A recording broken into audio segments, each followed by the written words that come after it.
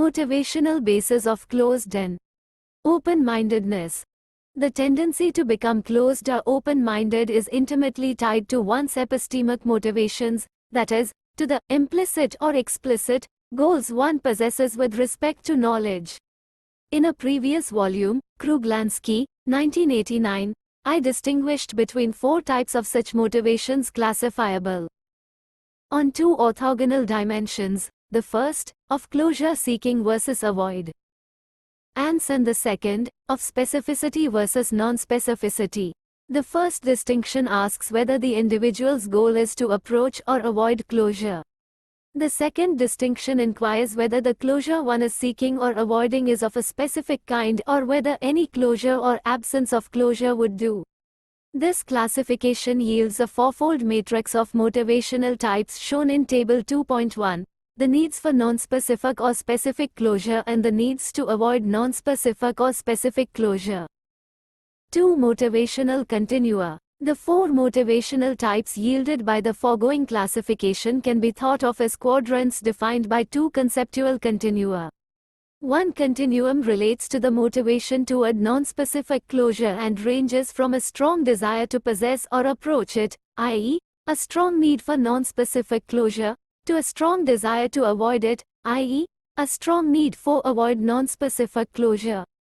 The second continuum relates to the motivation toward a given or specific closure and it too ranges from a strong desire to possess it, i.e., a strong need for this specific closure, to a strong one to avoid it, i.e., a strong need to avoid this specific closure. In what follows we briefly characterize these 4 motivational types in turn.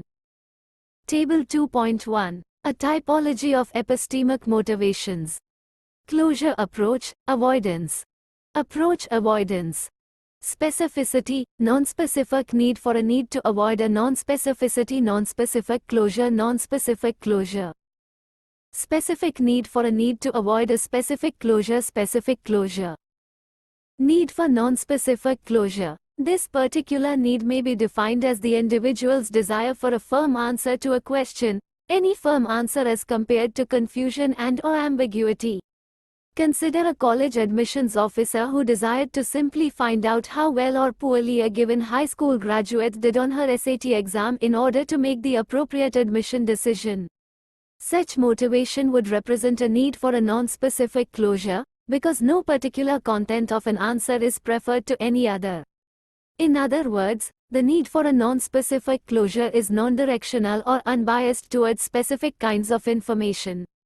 A computer user may wish to know how a particular software operates without harboring preferences for a particular mode of operation. An air traveler might wish to know the departure gate of her plane without leaning toward a specific gate, etc. Need to avoid non-specific closure. As its name implies, the need to avoid non-specific closure is directly opposite to the need for non-specific closure. The need to avoid closure pertains to situations where definite knowledge is eschewed and judgmental non-commitment is valued and desired. Occasionally, a lack of closure may be valued as a temporary means of keeping one's options open, and of engaging in further exploration in order to ultimately reduce the likelihood of an erroneous closure. At other times, however, the avoidance of closure may be seen as a permanently desirable state. Judgmental non-commitment may be cherished as a means of preserving one's freedoms and a romantic sense of adventure, whereas commitment may connote the doldrums of excessive predictability and a routinization of one's life. Need for specific closure. A need for a specific closure represents a preference for a particular answer to a question characterized by some specific property, mostly its contents, that may be flattering, reassuring, or otherwise desirable.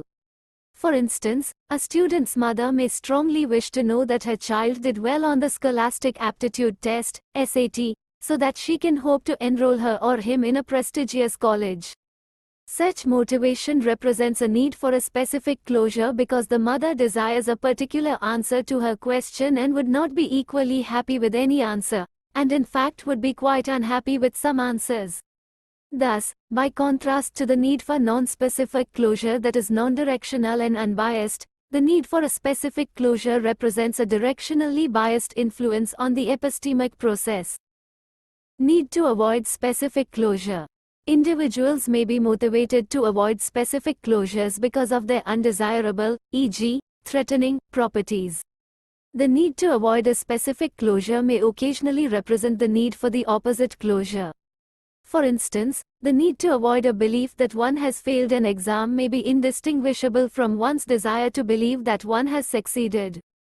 However, occasionally an individual may focus on the closure to be avoided without much attention to its opposite. One may wish for not losing without necessarily craving winning, or wish for not failing without necessarily dreaming of spectacular succeeding. For example, in collectivistic cultures it may be important to abide by the group norms and not fail in one's obligations to the group. On the other hand, standing out from the group by dint of markedly outperforming the other members may be frowned upon. Marcus and Kitayama, 1991. In such a culture, the twin needs to avoid specific closure might develop simultaneously, that is, the need to avoid perceiving oneself as a failure, and the need to avoid perceiving oneself as a success.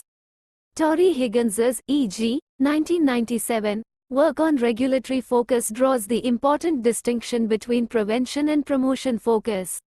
In present terms, prevention focus might be thought of as the need to avoid the perception that one is endangered in some way, or is losing ground in some respect, hence representing the need to avoid a specific closure, whereas promotion focus might be thought of as the need to believe that one is attaining or has attained a given, desirable, state of affairs, hence representing the need for a specific closure.